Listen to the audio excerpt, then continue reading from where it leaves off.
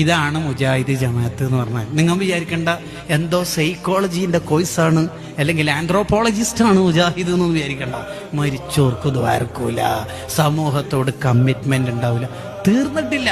എപ്പോഴും റസൂലുള്ളാഹിന്റെ എതിരെ ഇവരുണ്ടാവുള്ളൂ. മുത്തുനബി സാധാരണക്കാരൻ, നബി തങ്ങളുടെ ജന്മദിനം ആഘോഷിക്കാൻ പാടില്ല, തങ്ങളെ കുടുംബത്തിൽ തങ്ങന്മാർക്ക് ഒരു ബഹുമാനവും, അവിടുത്തെ മൗലിദ് കഴിക്കാൻ പറ്റൂല, നബി തങ്ങളുടെ ഉപ്പിയുമ്മിയും നരകത്തില്, നബി തങ്ങളെ റൗള സിയാറത്ത് ചെയ്യൽ ഹറാം, ആ യാത്രയിൽ ജമ്മും കാസറാക്കൽ ഹറാം, നബി തങ്ങളെ സഹായത്തിന് വിളിക്കൽ ശിർക്ക്, നബി തങ്ങളുടെ മൗലിദയ്ക്കൽ കടുത്ത തെറ്റ്, അതിന് ചീരണ വിതരണം ചെയ്യൽ ഹറാം.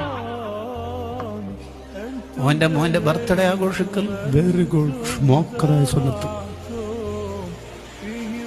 എപ്പോഴും റസൂലുള്ളാഹിന്റെ എതിരെ ഉണ്ടാവുള്ളൂ, എപ്പോഴും.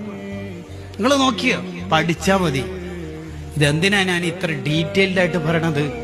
ഇല്ലല്ലദീന ആമനു, ഈമാൻ ശരിയാവാത്തവന്റെ ഇബാദത്ത് അല്ലാഹ്ക്ക് വേണ്ട.